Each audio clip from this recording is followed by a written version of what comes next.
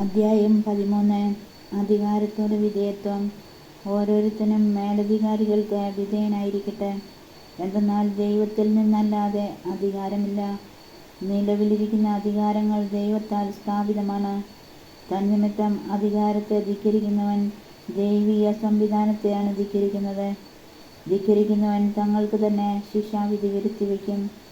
സൽപ്രവൃത്തികൾ ചെയ്യുന്നവർക്കല്ല, ദുഷ്പ്രവൃത്തികൾ ചെയ്യുന്നവർക്കാണ് അധികാരികൾ ഭീഷണിയായിരിക്കുന്നത്. നിനക്ക് അധികാരിയെ ഭയപ്പെടാതെ കഴിയണമെന്നുണ്ടോ? എങ്കിൽ നന്മ ചെയ്യുക. നിനക്ക് അവനിൽ നിന്ന് ബഹുമതി ഉണ്ടാകും. എന്തെന്നാൽ അവൻ നിന്റെ നന്മയ്ക്ക് വേണ്ടി ദൈവത്തിൻ്റെ ശുശ്രൂഷകനാണ്. എന്നാൽ നീ തിന്മ പ്രവർത്തിക്കുന്നുവെങ്കിൽ പേടിക്കണം. അവൻ വാൾ ധരിച്ചിരിക്കുന്നത് വെറുതെയല്ല. തിന്മ ചെയ്യുന്നവനെതിരായി ദൈവത്തിൻ്റെ ക്രോധം നടപ്പാക്കുന്ന ദൈവ ശുശ്രൂഷകനാണ് അവൻ. ആകയാൽ ദൈവത്തിൻ്റെ ക്രോധം ഒഴിവാക്കാൻ വേണ്ടി മാത്രമല്ല, മനസ്സാക്ഷിയെ മാനിച്ചും നിങ്ങൾ വിധേയത്വം പാലിക്കുവിൻ. നിങ്ങൾ നികുതി കൊടുക്കുന്നതും ഇതേ കാരണത്താൽ തന്നെ. എന്തെന്നാൽ അധികാരികൾ ഇക്കാര്യങ്ങളിൽ നിരന്തരം ശ്രദ്ധ വയ്ക്കുന്ന ദൈവ ശുശ്രൂഷകരാണ്. ഓരോരുത്തർക്കും അവകാശപ്പെട്ടിരിക്കുന്നത് കൊടുക്കുവിൻ. നികുതി അവകാശപ്പെട്ടവന് നികുതി, ചുങ്കം അവകാശപ്പെട്ടവന് ചുങ്കം, ആദരം അർഹിക്കുന്നവന് ആദരം, ബഹുമാനം നൽകേണ്ടവന് ബഹുമാനം. സഹോദര സ്നേഹം. പരസ്പരം സ്നേഹിക്കുക എന്നതൊഴികെ നിങ്ങൾക്ക് ആരോടും ഒരു കടപ്പാടും ഉണ്ടാകരുത്. എന്തെന്നാൽ അയൽക്കാരനെ സ്നേഹിക്കുന്നവൻ നിയമം പൂർത്തീകരിച്ചു കഴിഞ്ഞു. വ്യഭിചാരം ചെയ്യരുത്, കൊല്ലരുത്, മോഷ്ടിക്കരുത്, മോഹിക്കരുത് എന്നിവയും മറ്റേത് കൽപ്പനയും നിന്നെപ്പോലെ നിന്റെ അയൽക്കാരനെ സ്നേഹിക്കണമെന്ന ഒരു വാക്യത്തിൽ സംഗ്രഹിച്ചിരിക്കുന്നു. സ്നേഹം അയൽക്കാരനൊരു ദ്രോഹവും ചെയ്യുന്നില്ല. അതുകൊണ്ട് നിയമത്തിൻ്റെ പൂർത്തീകരണം സ്നേഹമാണ്. പ്രകാശത്തിൻ്റെ ആയുധങ്ങൾ. ഇതെല്ലാം ചെയ്യുന്നത് കാലത്തിൻ്റെ പ്രത്യേകത അറിഞ്ഞുകൊണ്ട് വേണം. നിദ്ര വിട്ട് ഉണരേണ്ട മണിക്കൂറാണല്ലോ ഇത്. എന്തെന്നാൽ ഇപ്പോൾ രക്ഷ നമ്മൾ ആരും പ്രതീക്ഷിച്ചിരുന്നതിനേക്കാൾ കൂടുതൽ അടുത്തെത്തിയിരിക്കുന്നു. രാത്രി കഴിയാറായി, പകൽ സമീപിച്ചിരിക്കുന്നു. ആകയാൽ നമുക്ക് അന്ധകാരത്തിൻ്റെ പ്രവൃത്തികൾ പരിത്യജിച്ച് പ്രകാശത്തിൻ്റെ ആയുധങ്ങൾ ധരിക്കാം. പകലിന് യോജിച്ച വിധം നമുക്ക് പെരുമാറാം. സുഖലോലുപതയിലോ മദ്യലഹരിയിലോ അവിഹിത വേഴ്ചകളിലോ വിഷയാസക്തിയിലോ കലഹങ്ങളിലോ അസൂയയിലോ വ്യാപരിക്കരുത്. പ്രത്യുത കർത്താവായ യേശുക്രിസ്തുവിനെ ധരിക്കുവിൻ. ദുർമോഹങ്ങളിലേക്ക് നയിക്കത്തക്ക വിധം ശരീരത്തെപ്പറ്റി ചിന്തിക്കാതിരിക്കുവിൻ. അധ്യായം 14. സഹോദരനെ വിധിക്കരുത്. വിശ്വാസത്തിൽ ഉറപ്പില്ലാത്തവനെ സ്വീകരിക്കുവിൻ. അത് അഭിപ്രായ വ്യത്യാസങ്ങളെക്കുറിച്ച് തർക്കിക്കാനാകരുത്. ഒരുവൻ തനിക്ക് എന്തും ഭക്ഷിക്കാമെന്ന് വിശ്വസിക്കുന്നു. ദുർബലനായ മറ്റൊരുവനാകട്ടെ സസ്യം മാത്രം ഭക്ഷിക്കുന്നു. ഭക്ഷിക്കുന്നവൻ ഭക്ഷിക്കാത്തവനെ നിന്ദിക്കരുത്. ഭക്ഷിക്കാത്തവൻ ഭക്ഷിക്കുന്നവനെ വിധിക്കുകയും അരുത്. എന്തെന്നാൽ ദൈവം അവനെ സ്വീകരിച്ചിരിക്കുന്നു. മറ്റൊരാളുടെ സേവകനെ വിധിക്കാൻ നീ ആരാണ്? സ്വന്തം യജമാനൻ്റെ സന്നിധിയിലാണ് അവൻ നിൽക്കുകയോ വീഴുകയോ ചെയ്യുന്നത്. അവനെ താങ്ങി നിർത്താൻ യജമാനന് കഴിവുള്ളതുകൊണ്ട് അവൻ നിൽക്കുക തന്നെ ചെയ്യും. ഒരുവൻ ഒരു ദിവസത്തെ മറ്റൊരു ദിവസത്തേക്കാൾ വിലമതിക്കുന്നു. വേറൊരുവൻ എല്ലാ ദിവസങ്ങളെയും ഒരുപോലെ മതിക്കുന്നു. ഓരോരുത്തർക്കും തങ്ങളുടെ മനസ്സിൽ ഉത്തമ ബോധ്യമുണ്ടായിരിക്കട്ടെ. ഏതെങ്കിലും ദിവസം ആചരിക്കുന്നവൻ കർത്താവിൻ്റെ സ്തുതിക്കായി അത് ആചരിക്കുന്നു. ഭക്ഷിക്കുന്നവൻ ദൈവത്തിന് കൃതജ്ഞത അർപ്പിക്കുന്നത് കൊണ്ട് കർത്താവിൻ്റെ സ്തുതിക്കായി ഭക്ഷിക്കുന്നു. ഭക്ഷണം ഉപേക്ഷിക്കുന്നവൻ കർത്താവിൻ്റെ സ്തുതിക്കായി അത് ഉപേക്ഷിക്കുകയും ദൈവത്തിന് കൃതജ്ഞത അർപ്പിക്കുകയും ചെയ്യുന്നു. നമ്മിൽ ആരും തനിക്ക് വേണ്ടി മാത്രം ജീവിക്കുന്നില്ല, തനിക്ക് വേണ്ടി മാത്രം മരിക്കുന്നുമില്ല. നാം ജീവിക്കുന്നുവെങ്കിൽ കർത്താവിന് സ്വന്തമായി ജീവിക്കുന്നു, മരിക്കുന്നുവെങ്കിൽ കർത്താവിന് സ്വന്തമായി മരിക്കുന്നു. ആകയാൽ ജീവിച്ചാലും മരിച്ചാലും നാം കർത്താവിനുള്ളവരാണ്. എന്തെന്നാൽ മരിച്ചവരുടെയും ജീവിക്കുന്നവരുടെയും കർത്താവായിരിക്കുന്നതിന് വേണ്ടിയാണ് ക്രിസ്തു മരിച്ചതും പുനർജീവിച്ചതും. നീ എന്തിന് നിന്റെ സഹോദരനെ വിധിക്കുന്നു? അഥവാ നീ എന്തിന് നിന്റെ സഹോദരനെ നിന്ദിക്കുന്നു? നാം എല്ലാവരും ദൈവത്തിൻ്റെ ന്യായാസനത്തിന് മുൻപാകെ നിൽക്കേണ്ടവരാണല്ലോ. ഇപ്രകാരം എഴുതപ്പെട്ടിരിക്കുന്നു: എല്ലാ മുട്ടുകളും എൻ്റെ മുൻപിൽ മടങ്ങും, എല്ലാ നാവുകളും ദൈവത്തെ പുകഴ്ത്തുകയും ചെയ്യുമെന്ന് കർത്താവ് ശപഥപൂർവ്വം അരുളിച്ചെയ്യുന്നു. ആകയാൽ നാം ഓരോരുത്തരും ദൈവത്തിൻ്റെ മുൻപിൽ കണക്ക് ബോധിപ്പിക്കേണ്ടി വരും. ഇടർച്ച വരുത്തരുത്. തന്മൂലം മേലിൽ നമുക്ക് പരസ്പരം വിധിക്കാതിരിക്കാം. സഹോദരൻ ഒരിക്കലും മാർഗതടസ്സമോ ഇടർച്ചയോ സൃഷ്ടിക്കുകയില്ല എന്ന് നിങ്ങൾ പ്രതിജ്ഞ ചെയ്യുവിൻ. സ്വതേ അശുദ്ധമായി ഒന്നുമില്ലെന്ന് കർത്താവായ യേശുവിലുള്ള വിശ്വാസം വഴി ഞാൻ അറിയുകയും എനിക്ക് ബോധ്യപ്പെടുകയും ചെയ്തിരിക്കുന്നു. എന്നാൽ ഒരു വസ്തു അശുദ്ധമാണെന്ന് കരുതുന്നവന് അത് അശുദ്ധമായിരിക്കും. ഭക്ഷണം നിമിത്തം നിന്റെ സഹോദരൻ്റെ മനസ്സ് വിഷമിക്കുന്നെങ്കിൽ നിന്റെ പെരുമാറ്റം സ്നേഹത്തിന് ചേർന്നതല്ല. ക്രിസ്തു ആർക്കു വേണ്ടി മരിച്ചുവോ അവനെ നിന്റെ ഭക്ഷണം കൊണ്ട് നശിപ്പിക്കരുത്. അതിനാൽ നിങ്ങളുടെ നന്മ തിന്മയായി നിന്ദിക്കപ്പെടാതിരിക്കട്ടെ. കാരണം ദൈവരാജ്യമെന്നാൽ ഭക്ഷണവും പാനീയവുമല്ല, പ്രത്യുത നീതിയും സമാധാനവും പരിശുദ്ധാത്മാവിലുള്ള സന്തോഷവുമാണ്. ഇപ്രകാരം ക്രിസ്തുവിനെ ശുശ്രൂഷിക്കുന്നവൻ ദൈവത്തിന് സ്വീകാര്യനും മനുഷ്യർക്ക് സുസമ്മതനുമാണ്. ആകയാൽ സമാധാനത്തിനും പരസ്പരോത്കർഷത്തിനും ഉതകുന്നവ നമുക്ക് അനുവർത്തിക്കാം. ഭക്ഷണത്തിൻ്റെ പേരിൽ നിങ്ങൾ ദൈവത്തിൻ്റെ പ്രവൃത്തി നിഷ്ഫലമാക്കരുത്. എല്ലാ വസ്തുക്കളും ശുദ്ധമാണ്. എന്നാൽ അപരന് വീഴ്ചയ്ക്ക് കാരണമാകത്തക്ക വിധം ഭക്ഷിക്കുന്നവന് അത് തിന്മയായിത്തീരുന്നു. മാംസം ഭക്ഷിക്കാതെയും വീഞ്ഞു കുടിക്കാതെയും നിന്റെ സഹോദരന് പാപ കാരണമാകുന്നതൊന്നും ചെയ്യാതെയും ഇരിക്കുന്നത് നല്ലത്. ഇക്കാര്യത്തിലുള്ള നിന്റെ വിശ്വാസം ദൈവസന്നിധിയിൽ പരിരക്ഷിക്കുക. താൻ അംഗീകരിക്കുന്ന കാര്യങ്ങളിൽ മനസ്സാക്ഷിയെ കുറ്റപ്പെടുത്താത്തവൻ ഭാഗ്യവാനാണ്. സംശയത്തോടെ ഭക്ഷിക്കുന്നവൻ ശിക്ഷിക്കപ്പെടും. എന്നാൽ വിശ്വാസമനുസരിച്ചല്ല അവൻ പ്രവർത്തിക്കുന്നത്. വിശ്വാസത്തിൽ നിന്നല്ലാതെ ഉത്ഭവിക്കുന്നതെന്തും പാപമാണ്. അധ്യായം 15. സഹോദരരെ പ്രീതിപ്പെടുത്തുക. ബലമുള്ളവരായി നാം ദുർബലരുടെ പോരായ്മകൾ സഹിക്കുകയാണ് വേണ്ടത്. നമ്മെ തന്നെ പ്രീതിപ്പെടുത്തുകയല്ല, നാം ഓരോരുത്തരും അയൽക്കാരൻ്റെ നന്മയെ ഉദ്ദേശിച്ച് അവൻ്റെ ഉത്കർഷത്തിനായി അവനെ പ്രീതിപ്പെടുത്തണം. എന്തെന്നാൽ ക്രിസ്തുവും തന്നെ പ്രീതിപ്പെടുത്തിയില്ല. ഇങ്ങനെ എഴുതപ്പെട്ടിരിക്കുന്നു, അങ്ങയെ അധിക്ഷേപിച്ചവരുടെ അധിക്ഷേപങ്ങൾ എൻ്റെ മേൽ പതിച്ചു.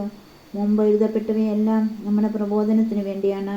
സ്ഥൈര്യത്താലും വിശുദ്ധ ലിഖിതങ്ങളിൽ നിന്ന് ലഭിക്കുന്ന സമാശ്വാസത്താലും നമുക്ക് പ്രത്യാശ ഉളവാക്കുവാൻ വേണ്ടി സ്ഥൈര്യവും സമാശ്വാസവും നൽകുന്ന ദൈവം പരസ്പര ഐക്യത്തിൽ യേശു ക്രിസ്തുവിനോട് ചേർന്ന് ജീവിക്കാൻ നിങ്ങളെ അനുഗ്രഹിക്കട്ടെ. അങ്ങനെ നിങ്ങൾ ഒത്തൊരുമിച്ച് ഏകസ്വരത്തിൽ നമ്മുടെ കർത്താവായ യേശു ക്രിസ്തുവിൻ്റെ ദൈവവും പിതാവുമായവനെ മഹത്വപ്പെടുത്താനിടയാകട്ടെ. ഐക്യത്തിന് ആഹ്വാനം. ആകയാൽ ദൈവമഹത്വത്തിനായി ക്രിസ്തു നിങ്ങളെ സ്വീകരിച്ചതുപോലെ നിങ്ങൾ അന്യോന്യം സ്വീകരിക്കുവിൻ. ദൈവത്തിൻ്റെ സത്യനിഷ്ഠ വെളിപ്പെടുത്താൻ വേണ്ടി ക്രിസ്തു പരിച്ഛേദർക്ക് ശുശ്രൂഷകനായി എന്ന് ഞാൻ നിങ്ങളോട് പറയുന്നു. അങ്ങനെ പിതാക്കന്മാരോട് ചെയ്ത വാഗ്ദാനം സ്ഥിരീകരിക്കപ്പെട്ടു. കൂടാതെ ദൈവകാരുണ്യത്തെക്കുറിച്ച് വിജാതിയർ അവിടുത്തെ പ്രകീർത്തിക്കുന്നതിനിടയാവുകയും ചെയ്തു. ഇങ്ങനെ എഴുതപ്പെട്ടിരിക്കുന്നു, ആകയാൽ വിജാതിയരുടെ ഇടയിൽ ഞാൻ അങ്ങയെ സ്തുതിക്കും, അങ്ങയുടെ നാമത്തിന് കീർത്തനം പാടും. മാത്രമല്ല വിജാതിയരെ, നിങ്ങൾ അവിടുത്തെ ജനത്തോടൊത്ത് ആനന്ദിക്കുവിനെന്നും പറയപ്പെട്ടിരിക്കുന്നു. സമസ്ത വിജാതിയരെ, കർത്താവിനെ സ്തുതിക്കുവിൻ, സമസ്ത ജനങ്ങളും അവിടുത്തെ സ്തുതിക്കട്ടെ എന്ന് മറ്റൊരിടത്തും പറഞ്ഞിരിക്കുന്നു. ജസ്സയിൽ നിന്നൊരു മുള പൊട്ടിപ്പുറപ്പെടും, വിജാതിയരെ ഭരിക്കാനുള്ളവൻ ഉദയം ചെയ്യും, വിജാതിയർ അവനിൽ പ്രത്യാശ വയ്ക്കുമെന്ന് യേശയ്യായും പറയുന്നു. പ്രത്യാശയുടെ ദൈവം നിങ്ങളുടെ വിശ്വാസത്താൽ സകല സന്തോഷവും സമാധാനവും കൊണ്ട് നിങ്ങളെ നിറയ്ക്കട്ടെ. അങ്ങനെ പരിശുദ്ധാത്മാവിൻ്റെ ശക്തിയാൽ നിങ്ങൾ പ്രത്യാശയിൽ സമൃദ്ധി പ്രാപിക്കുകയും ചെയ്യട്ടെ. പൗലോസിൻ്റെ ശുശ്രൂഷ. സഹോദരരെ, നിങ്ങൾ നന്മയാൽ പൂരിതരും എല്ലാ അറിവും തികഞ്ഞവരും പരസ്പരം ഉപദേശിക്കാൻ കഴിവുള്ളവരുമാണെന്ന കാര്യത്തിൽ എനിക്ക് ഒരു സംശയവുമില്ല. ദൈവം എനിക്ക് നൽകിയ കൃപയാൽ ധൈര്യത്തോടെ ചില കാര്യങ്ങൾ ഓർമ്മിക്കാൻ വേണ്ടിയാണ് നിങ്ങൾക്ക് ഞാൻ എഴുതിയത്. ദൈവത്തിൻ്റെ കൃപ എന്നെ വിജാതിയർക്ക് വേണ്ടി യേശു ക്രിസ്തുവിൻ്റെ ശുശ്രൂഷകനാക്കിയിരിക്കുകയാണല്ലോ. വിജാതിയരാകുന്ന ബലിവസ്തു സ്വീകാര്യവും പരിശുദ്ധാത്മാവിനാൽ പൗത്രീകൃതവുമാകാൻ വേണ്ടി ഞാൻ ദൈവത്തിൻ്റെ സുവിശേഷത്തിന് പുരോഹിത ശുശ്രൂഷ ചെയ്യുന്നു. അതുകൊണ്ട് ദൈവത്തിനു വേണ്ടിയുള്ള ജോലിയെക്കുറിച്ച് എനിക്ക് യേശു ക്രിസ്തുവിൽ അഭിമാനിക്കാൻ കഴിയും. വിജാതിയരുടെ അനുസരണം നേടിയെടുക്കേണ്ടതിന് വാക്കാലും പ്രവൃത്തിയാലും അടയാളങ്ങളുടെയും അത്ഭുതങ്ങളുടെയും ബലത്താലും പരിശുദ്ധാത്മാവിൻ്റെ ശക്തിയാലും ഞാൻ വഴി ക്രിസ്തു പ്രവർത്തിച്ചവയൊഴികെ ഒന്നിനെക്കുറിച്ചും സംസാരിക്കാൻ ഞാൻ തുനിയുകയില്ല.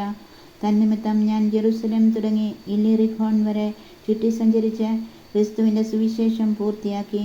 അങ്ങനെ മറ്റൊരുവൻ സ്ഥാപിച്ച അടിസ്ഥാനത്തിന്മേൽ പണിയാതെ ക്രിസ്തുവിനെ അറിയാത്ത സ്ഥലങ്ങളിൽ സുവിശേഷം പ്രസംഗിക്കുന്നതിൽ ഞാൻ അത്യധികം ഉത്സാഹം കാണിച്ചു. ഒരിക്കലും അറിഞ്ഞിട്ടില്ലാത്തവനെ അവർ ദർശിക്കും, അവനെക്കുറിച്ച് കേട്ടിട്ടില്ലാത്തവർ അവനെ മനസ്സിലാക്കുമെന്ന് എഴുതപ്പെട്ടിട്ടുണ്ടല്ലോ. റോമ സന്ദർശന പരിപാടി. മുൻപറഞ്ഞ കാരണത്താലാണ് നിങ്ങളുടെ അടുക്കൽ വരുന്നതിന് എനിക്ക് പലപ്പോഴും തടസ്സം നേരിട്ടത്. ഇപ്പോഴാകട്ടെ എനിക്ക് ഈ പ്രദേശങ്ങളിൽ പ്രവർത്തനത്തിനുള്ള സാധ്യതയൊന്നുമില്ല. നിങ്ങളുടെ അടുക്കൽ വരാൻ പല വർഷങ്ങളായി ഞാൻ ആഗ്രഹിക്കുകയും ചെയ്യുന്നു. അതുകൊണ്ട് സ്പെയിനിലേക്കുള്ള യാത്രയ്ക്കിടയിൽ നിങ്ങളെ കാണാമെന്നും നിങ്ങളുടെ സഹവാസം ഞാൻ കുറെ കാലം ആസ്വദിച്ചതിന് ശേഷം നിങ്ങൾ എന്നെ അങ്ങോട്ട് യാത്രയാക്കുമെന്നും പ്രതീക്ഷിക്കുന്നു. ഇപ്പോൾ ഞാൻ വിശുദ്ധരെ സഹായിക്കാൻ ജെറുസലമിലേക്ക് പോവുകയാണ്. എന്തെന്നാൽ ജെറുസലമിലെ വിശുദ്ധരിൽ നിർധനരായവർക്ക് കുറെ സംഭാവന കൊടുക്കാൻ മക്കതോനിയയിലും അക്കായിയായിലും ഉള്ളവർ സന്മനസ് പ്രകടിപ്പിച്ചിരിക്കുന്നു. അവർ അത് സന്തോഷത്തോടെയാണ് ചെയ്തിരിക്കുന്നത്. അവർക്കതിന് കടപ്പാടുമുണ്ട്. എന്തെന്നാൽ അവരുടെ ആത്മീയ അനുഗ്രഹങ്ങളിൽ പങ്കുകാരായ വിജാതിയർ ഭൗതിക കാര്യങ്ങളിൽ അവരെ സഹായിക്കേണ്ടതാണ്. അതുകൊണ്ട് ഞാൻ ഈ ജോലി പൂർത്തിയാക്കുകയും ശേഖരിച്ചത് അവരെ ഏൽപ്പിക്കുകയും ചെയ്തിട്ട് നിങ്ങളുടെ അടുത്ത് വന്ന് ആ വഴി സ്പെയിനിലേക്ക് പോകും. ഞാൻ അവിടെ വരുന്നത് ക്രിസ്തുവിൻ്റെ സമ്പൂർണമായ അനുഗ്രഹത്തോടു കൂടെ ആയിരിക്കുമെന്ന് എനിക്കറിയാം. സഹോദരരെ, നമ്മുടെ കർത്താവായ യേശു ക്രിസ്തുവിൻ്റെയും ആത്മാവിൻ്റെ സ്നേഹത്തിൻ്റെയും പേരിൽ ഞാൻ നിങ്ങളോട് അപേക്ഷിക്കുന്നു. എനിക്ക് വേണ്ടി ദൈവത്തോടുള്ള പ്രാർത്ഥനകളിൽ എന്നോടൊപ്പം നിങ്ങളും ഉത്സുകരായിരിക്കണം. അത് യൂദയായിലുള്ള അവിശ്വാസികളിൽ നിന്ന് ഞാൻ രക്ഷപ്പെടുന്നതിനും യെരുസലേമിലെ എൻ്റെ ശുശ്രൂഷ വിശുദ്ധർക്ക് സ്വീകാര്യമാകുന്നതിനും വേണ്ടിയാണ്. അങ്ങനെ ദൈവഹിതമനുസരിച്ച് ഞാൻ സന്തോഷപൂർവ്വം നിങ്ങളുടെ അടുത്തെത്തുകയും നിങ്ങളുടെ സഹവാസത്തിൽ ഉന്മേഷഭരിതനാവുകയും ചെയ്യും.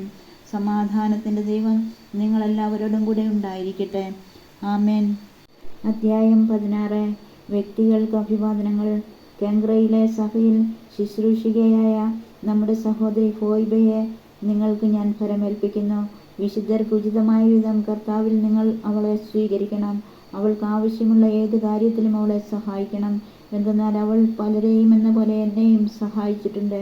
യേശു ക്രിസ്തുവിന്റെ എൻ്റെ സഹപ്രവർത്തകരായ പ്രിസ്കായ്ക്കും അക്വിലായ്ക്കും വന്ദനം പറയുവിൻ. അവർ എൻ്റെ ജീവന് വേണ്ടി തങ്ങളുടെ ജീവൻ പണയപ്പെടുത്തിയവരാണ്. ഞാൻ മാത്രമല്ല, വിജാതിയരുടെ സകല സഭകളും അവർക്ക് നന്ദി പറയുന്നു. അവരുടെ ഭവനത്തിൽ സമ്മേളിക്കുന്ന സഭയ്ക്കും വന്ദനം പറയുവിൻ. ഏഷ്യയിൽ ക്രിസ്തുവിനുള്ള ആദ്യഫലമായ എൻ്റെ പ്രിയപ്പെട്ട എപ്പായിനത്തോസിനെ അഭിവാദനം ചെയ്യുവിൻ. നിങ്ങളുടെ ഇടയിൽ കഠിനാധ്വാനം ചെയ്ത മറിയത്തിനും വന്ദനം പറയുവിൻ.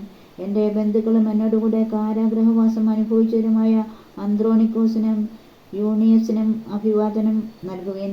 അവർ അപ്പസ്തോലഗണത്തിലെ പ്രമുഖരും എനിക്ക് മുമ്പേ ക്രിസ്ത്യാനികളായവരുമാണ്. കർത്താവിൻ്റെ എൻ്റെ പ്രിയപ്പെട്ട ആംബ്ലിയാത്തോസിന് ആശംസകൾ അർപ്പിക്കുവിൻ. ക്രിസ്തുവിൽ നമ്മുടെ സഹപ്രവർത്തകനായ ഉർബാനോസിനും എൻ്റെ പ്രിയപ്പെട്ടവനായ സ്താക്കീസിനും വന്ദനമേകുവിൻ.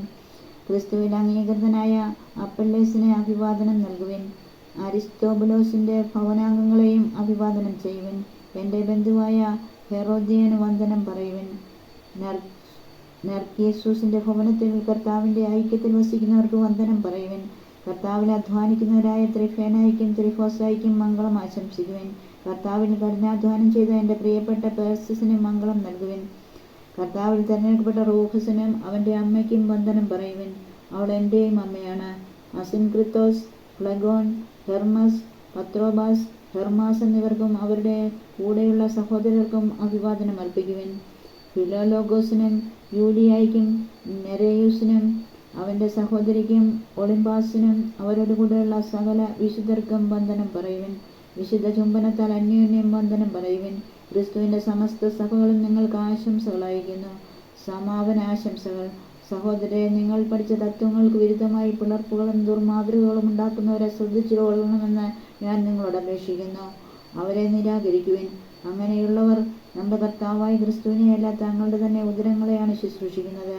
ആകർഷകമായ മുഖസ്തുതി പറഞ്ഞ് അവർ സരളചിത്തരെ വഴിപിഴപ്പിക്കുന്നു. നിങ്ങളുടെ അനുസരണം എല്ലാവർക്കും അറിവുള്ളതാണ്. അതുകൊണ്ട് ഞാൻ നിങ്ങളെക്കുറിച്ച് സന്തോഷിക്കുന്നു. നിങ്ങൾ നല്ല കാര്യങ്ങളിൽ അറിവുള്ളവരും തിന്മയുടെ മാലിന്യമേശാത്തവരുമായിരിക്കണമെന്ന് ഞാൻ ആഗ്രഹിക്കുന്നു.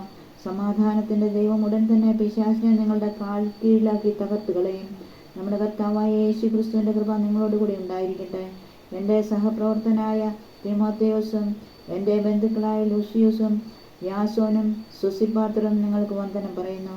ഈ ലേഖനത്തിൻ്റെ എഴുത്തുകാരനായ ഞാൻ തെർത്തിയോസ് കർത്താവിൻ്റെ നാമത്തിൽ നിങ്ങളെ അഭിവാദനം ചെയ്യുന്നു. എൻ്റെയും സഭ മുഴുവൻ്റെയും ആതിഥേയനായി ഗായിയൂസ് നിങ്ങൾക്ക് വന്ദനം പറയുന്നു. നഗരത്തിലെ ഖജനാവുകാരനായ എറാസ്തൂസും സഹോദരനായ ക്വാർത്തൂസും നിങ്ങൾക്ക് വന്ദനം പറയുന്നു. എൻ്റെ സുവിശേഷമനുസരിച്ചും യേശു ക്രിസ്തുവിനെ കുറിച്ചുള്ള പ്രഘോഷണമനുസരിച്ചും രഹസ്യത്തിൻ്റെ വെളിപാടനുസരിച്ചും നിങ്ങളെ ബലപ്പെടുത്താൻ കഴിവുള്ളവനാണ് ദൈവം. യുഗാന്തരങ്ങളായി നിഗൂഢമായിരിക്കുന്ന രഹസ്യം അവിടുന്ന് പ്രവാചകന്മാരുടെ ലിഖിതങ്ങൾ വഴി ഇപ്പോൾ വെളിപ്പെടുത്തി. ഈ രഹസ്യം നിത്യനായ ദൈവത്തിൻ്റെ ആജ്ഞയനുസരിച്ച് വിശ്വാസത്തിൻ്റെ അനുസരണത്തിനായി സകല ജനപദങ്ങൾക്കും അറിയപ്പെട്ടിരിക്കുകയാണ്. സർവജ്ഞനായ ആ ഏകദൈവത്തിന് യേശുക്രിസ്തു വഴി എന്നേക്കും മഹത്വമുണ്ടായിരിക്കട്ടെ. ആമേൻ.